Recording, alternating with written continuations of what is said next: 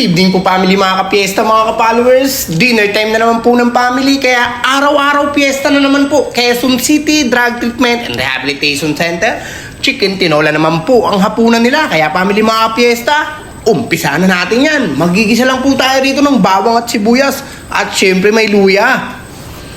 Mekos-mekos po. At ilalagay na nga po natin tong manok.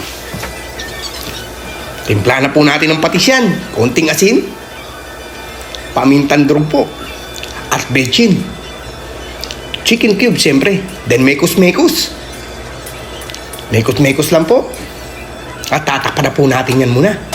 At ito po yung sasabaw natin. Okay, kumukulo na. Mekos-mekos ulit. At lalagay na nga po natin dyan yung papaya na gulay. Papaya nga lang po ang gulay nito. Naubos po yung dahon ng malunggay natin. Ito na po yung sabaw. Na pagkarami. Para higup-higup sabaw sila. Takpan na po natin. Kumukulo na po. Konting kembot na po. Luto na naman po ang hapunan ng family. Kaya busog-lusog na naman po tayo nito, family mga ka-fiesta. Dito lang yan sa Quezon City Drug Treatment and Rehabilitation Center. Okay na to. Okay na yan. Ay, pechay sana. Akala ko meron dyan.